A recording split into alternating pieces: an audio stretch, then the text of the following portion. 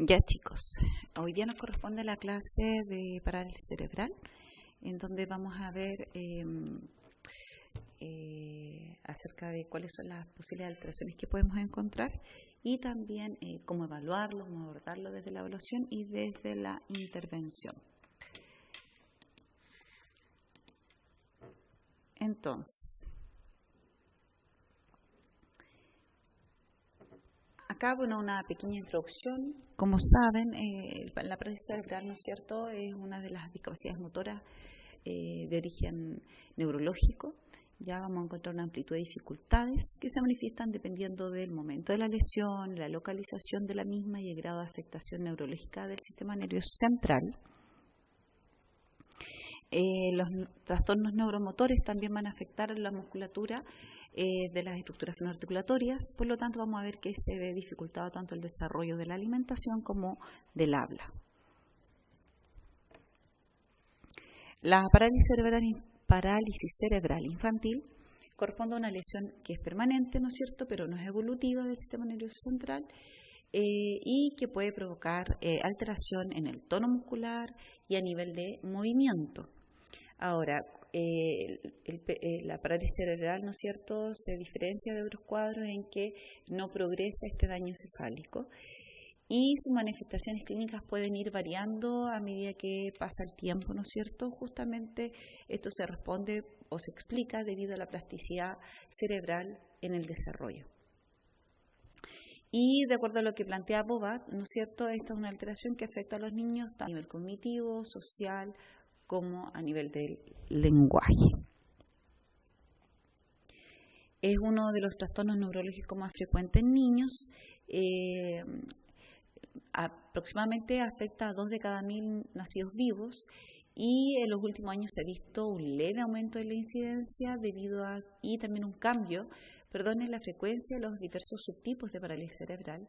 Ahora, ¿por qué ha aumentado la incidencia? Justamente porque hay una mayor supervivencia de recién nacidos de muy bajo peso al nacer. Y por otra parte, con respecto a cómo delimitar, ¿no es cierto?, cuándo ocurre la lesión cerebral, para hablar de parálisis cerebral, puede ocurrir desde el periodo embrionario y varios autores coinciden en que el límite superior sería hasta el 3er año de vida. También es posible encontrar, si hablamos de discapacidad intelectual y parálisis cerebral, podemos encontrar 2 categorías. Una que esté asociado a discapacidad intelectual, que en el fondo vamos a encontrar los mismos trastornos que los niños con discapacidad intelectual, lo cual se ve agravado claramente el cuadro por el problema motriz y el puro o sin patología asociada, en donde el nivel de desarrollo es bastante normalizado y con grandes variaciones lingüísticas de acuerdo a cada caso. Ahora, de acuerdo a lo que plantea Chevrey, Müller y Truchelli, en el fondo vamos a encontrar un alto porcentaje de niños con alteraciones a nivel comunicativo y del lenguaje, niños con parálisis cerebral claramente, ¿no es cierto?, alrededor de un 70-80%, y algunas alteraciones además de la comunicación que podemos encontrar en estos niños son a nivel de diferentes aspectos neuropsicológicos. A nivel de comunicación, vamos a ver que se ve entorpecido debido justamente a esta alteración motriz, por ejemplo, cosas tan sencillas como la solicitud de objetos en entorno inmediato, respuesta sí o no, las vocalizaciones probablemente y, en el fondo, ¿qué debemos reconocer para la comunicación? Cosas tan sencillas como esas, en general, para ellos puede resultarle mucho más complicado. Y claramente, si queremos comunicar algo más complejo, ¿no es cierto?, vamos a requerir un mayor desarrollo a nivel comunicativo lingüístico, ya sea ahora lo escrito. Por lo tanto, también si queremos recibir o descifrar mensajes, se necesitan también habilidades a nivel de percepción visual, del habla y a nivel de procesamiento del lenguaje, ¿ya? Y lo que debería ocurrir en un niño con desarrollo típico es que a los 3 años en general ya son capaces de obedecer, ¿no es cierto?, las reglas de interacción personal.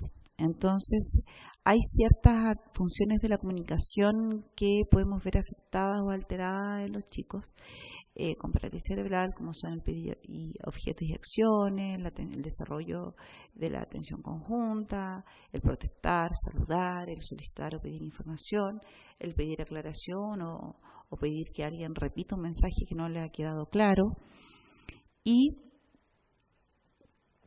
dentro de la comunicación en niños con parálisis cerebral vamos a ver claramente que pueden presentar dificultades tanto a nivel como receptores como emisores de mensajes. Por ejemplo, a nivel de deficiencias motoras, vamos a ver que esto puede limitar o afectar de alguna manera, ¿no es cierto?, la inteligibilidad del habla, los gestos y la capacidad de escribir, por ejemplo, con un lápiz o expresarse, ¿no es cierto?, también hacer uso de un computador. A nivel cognitivo, eso puede implicar el retraso a nivel del lenguaje escrito como hablado,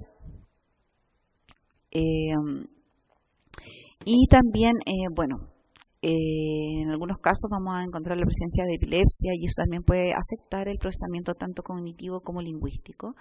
Y claramente, ¿no es cierto?, bajo estas condiciones y que las caracteriza a los chicos con parálisis cerebral, va a reducir la posibilidad de vivir ciertas experiencias en comparación a niños con desarrollo típico y vamos a ver limitadas también sus actividades cotidianas.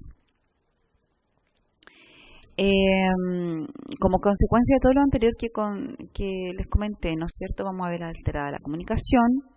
Es difícil también muchas veces interpretar su comunicación por parte de quienes lo rodean. Y los padres lo que intentan hacer finalmente es organizar o elaborar conversaciones en base a las señales que los niños les entregan y que ellos logran un poco descifrar o comprender.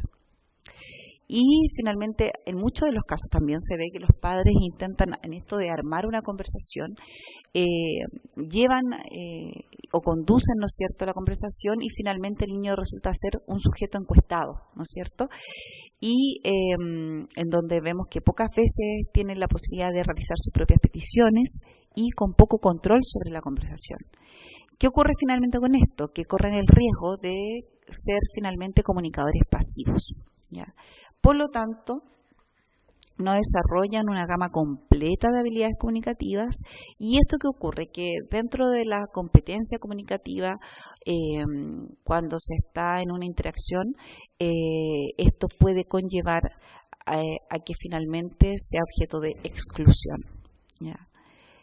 Entonces, ¿qué podemos ver como afectado o alterado en el habla y el lenguaje en niños con PC? Por una parte, a nivel de habla se describe la disartria por ver afectados los procesos motores básicos y también la dispraxia. A nivel de lenguaje vamos a encontrar trastornos severos a nivel de habla. Bueno, lo incluye, esto es sacado de un artículo de Pennington en inglés, y ellas en realidad la verdad es que no hacen una diferencia muy clara. A nivel de lenguaje también hablan de alteraciones a nivel de habla, menos desarrollo del lenguaje hablado, probablemente se tengan que expresar o utilicen mayormente palabras aisladas y no armen frases, y también probablemente acompañe todo esto una alteración cognitiva y por lo tanto también esta alteración lingüística podría explicarse, como se los dije anteriormente, por la falta de interacción con el mundo y también una reducida experiencia. Ahora, ¿qué pasa con la lectura y ortografía? O lectoescritura principalmente. Algunos tienen serias dificultades para aprender a leer y deletrear, y esto también puede verse o explicarse debido a los problemas a nivel de memoria de trabajo, que permiten, ¿no es cierto?, poder manipular los sonidos de las letras o los grafemas necesarios para decodificar o leer y formar palabras. Bueno, acá también falta un poco más de investigación para poder dar una explicación como más sólida al respecto, ya que la gran mayoría de las investigaciones en torno a este tema se han realizado con grupos muy pequeños. En los aspectos lingüísticos específicos por nivel, lo vamos a dejar ahí pendiente para que siga en el próximo video y no sea tan difícil poder subir este.